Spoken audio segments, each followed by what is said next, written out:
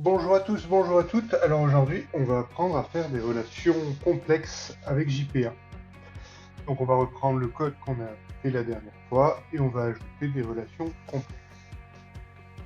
Allez, c'est parti. Donc on va commencer par la relation complexe la plus simple qui est le one-to-one. Donc on va prendre l'exemple d'un camion qui a un volant. Et un volant n'appartient qu'à un camion. On est d'accord? Ça me paraît assez simple. Alors on va reprendre le code qu'on avait fait. On avait utilisé Wheel Model. Mais là, on va le renommer et on va l'appeler Wheel Steering Model. Hop. Alors F2, tac, on change et c'est bon. Notre IDE a mis à jour, a tout mis à jour. Tout est clair. Donc, track model. Donc là c'est pareil, on va faire Alt Shift R et on va l'appeler Wheel Steering. Steering. Ça veut dire volant en anglais. Donc c'est pareil, ici on renomme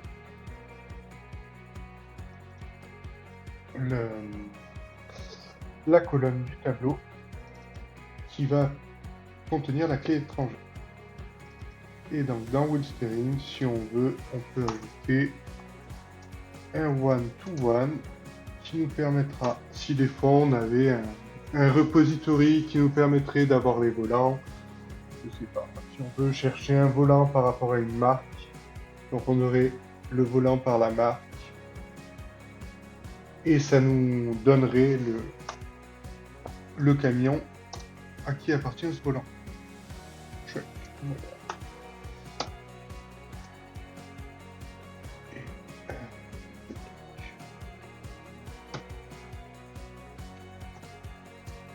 Mapped by, et là on lui indique le nom de l'attribut, donc on va récupérer dans Track Model.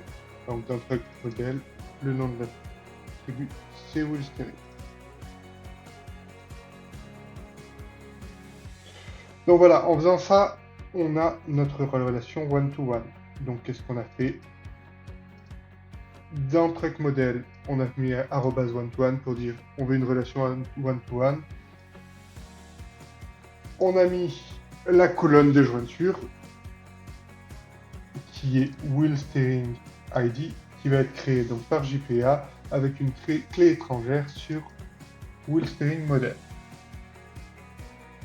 On peut mettre aussi on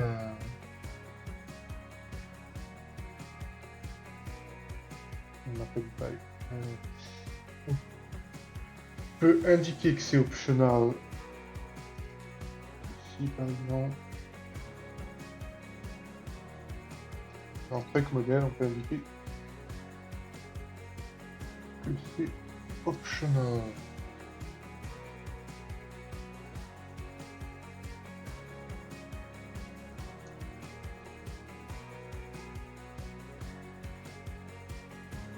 Donc, on n'aura pas forcément un camion. Non. On va le faire dans le Track Model optional. Qui va donc nous permettre d'indiquer qu'on n'a pas forcément un volant au camion. Ce qui est faux. Mais voilà. Ou inversement. Oui, en fait, c'est parce que dans l'article, j'avais fait l'inverse. Mais ça revient à peu près au même. Ok. Et bien sûr, on fait CTRL-SHIFT-S, Generate Different Setter. Hop.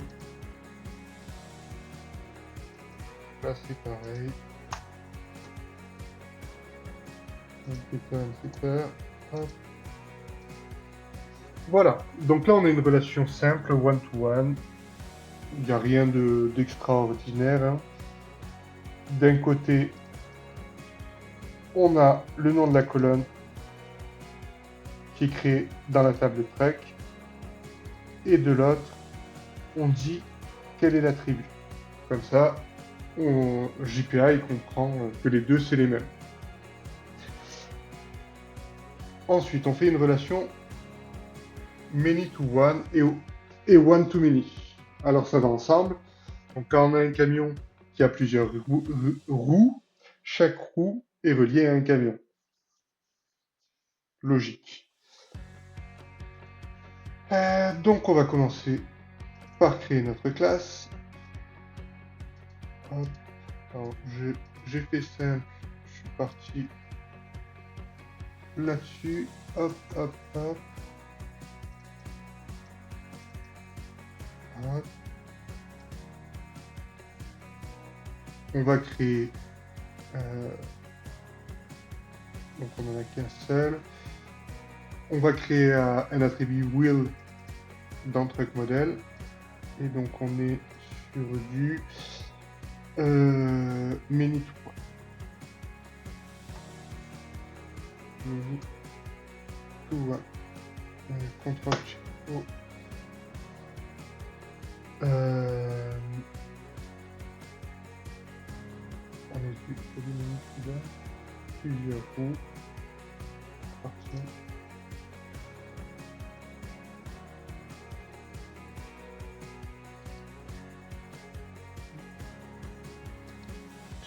Donc,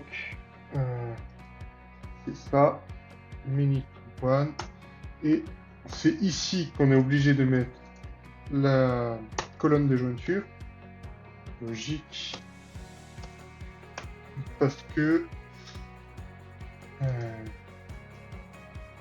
si on la met dans notre table on met une seule colonne de jointure qui va correspondre à plusieurs roues. Et donc si on veut avoir plusieurs roues dans une seule colonne, ça va être compliqué. Bon, on pourrait le faire avec du JSON, etc. Mais c'est pas logique. Ensuite, on va du côté de truck, on génère nos getter-setters.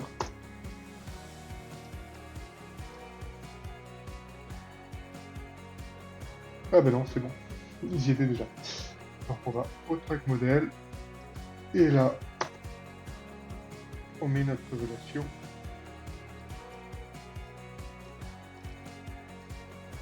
Dis-moi, one to many. Et là, on appelle.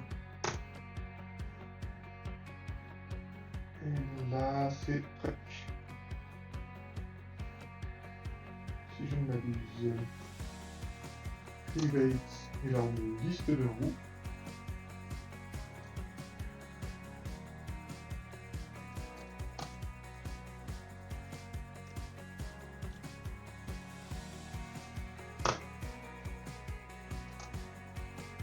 Moderne. Hop. Et voilà, on a notre relation mini to one et notre relation mini to many. Allez. On explique rapidement. Donc, le one to many, on indique que c'est truck, qui est l'attribut dans willMod, willModel, qui va définir toutes les roues qu'on met dans la liste. Et donc, on va voir truck. Truck, c'est bien une relation many to one. Et la colonne de jointure, c'est truck ID. Ce qui veut dire que dans will underscore model, dans la table, il va y avoir une colonne truck ID qui contiendra l'ID de truck model. Donc de truck. Ok. Donc, là, on est tout bon pour la relation one to many, many to one. Maintenant, si on veut une relation many to many, donc je pars du principe qu'on va avoir un conducteur. Donc, driver model.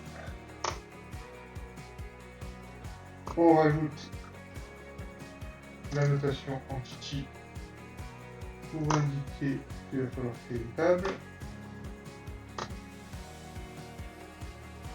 On rajoute un ID.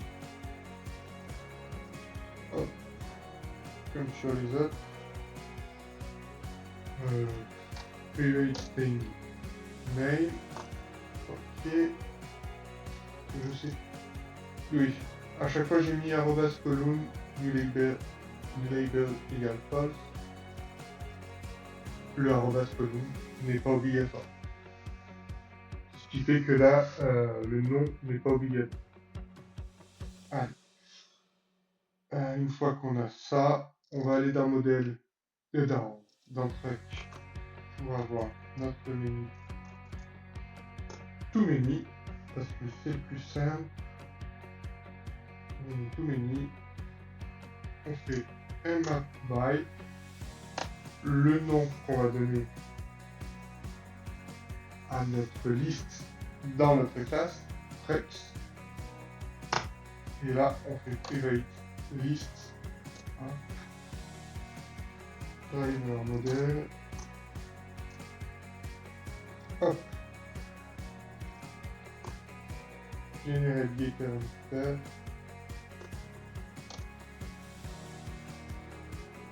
Ok.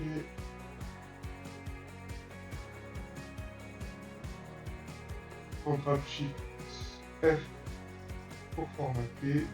Et là, on fait notre menu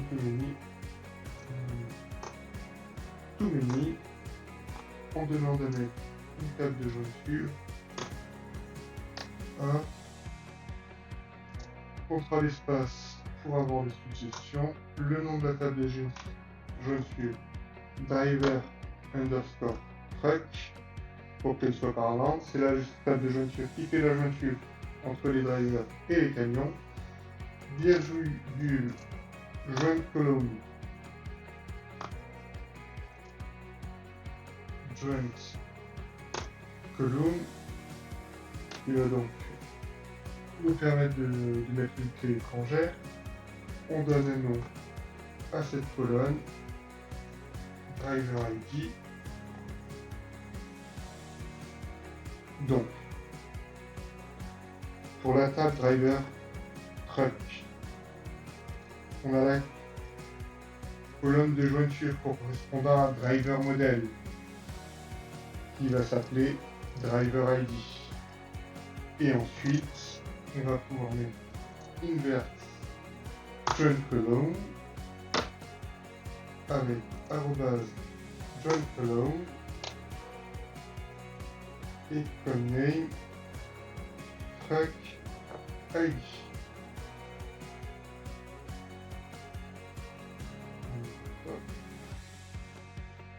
Petit retour à la ligne, ce soit plus propre. On vérifie qu'on a bien fermé. Et donc private list truck modèle.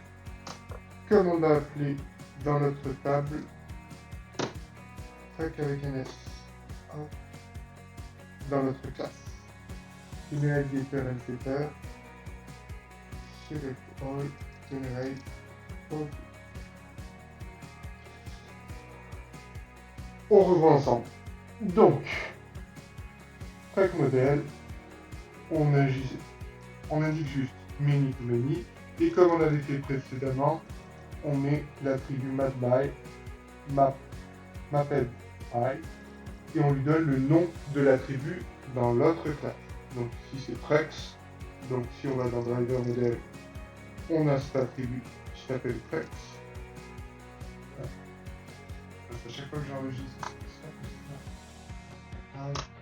on va le faire comme ça. Là, on indique que Trex, c'est une relation many to many, qu'on a une table de jointure qui s'appelle driver truck, donc avec le nom driver des deux classes, driver modèle et truck modèle, qui a deux colonnes, une colonne avec une clé étrangère qui correspond à la table driver modèle, qui est driver ID, et une autre qui correspond à la table truck modèle et qui est comme nom truck ID. Voilà. Donc avec ça, vous avez une table, vous avez des clés étrangères avec des relations one-to-one, many-to-one, one-to-many et many-to-many. Une fois qu'on a fait ça, ce qu'on peut faire, c'est créer les équivalents DTO. Alors moi, ce que je fais au plus simple, je prends mes classes, je les mets là, et je les remets. Hop. Bien sûr, faut le faire. Bon, il y a des erreurs, c'est normal. Faut le faire en sachant ce qu'on fait. Hop, finish. Hop. Quand je dis le faire en sachant ce qu'on fait, c'est-à-dire que s'il y a des attributs qu'on ne veut pas mettre dans le DTO, des choses qu'on ne veut pas mettre, il faut les supprimer. Donc là, on supprime tout ce qui est lié à JPA. Hop. On ne fait plus les liens vers des modèles ni vers des DTO.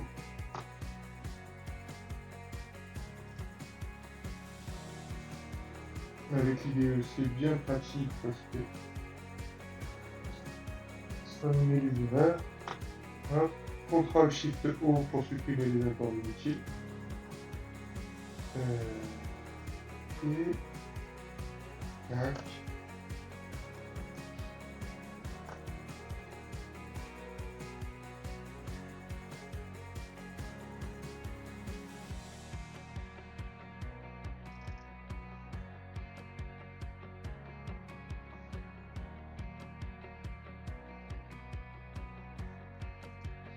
C'est pas le moment le plus amusant, mais il faut passer par là malheureusement.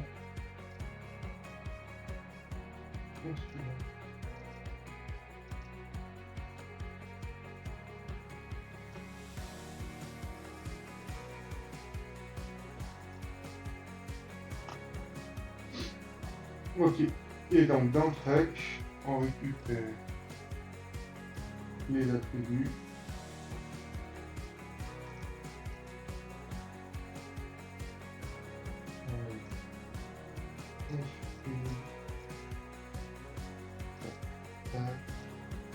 On met des DPO.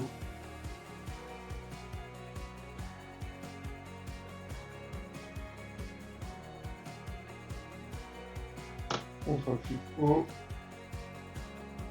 Alt-Shift-S, générer différents critères, select all, générer. Ok. Et bien maintenant qu'on a créé les DTO et les modèles, eh bien je vous laisse créer, adapter votre service pour qu'il convertisse votre DTO en modèle et votre modèle en DTO. On fera ça la semaine prochaine avec un nouveau service converteur. Et voilà, bonne journée à tous, bonne soirée et à bientôt.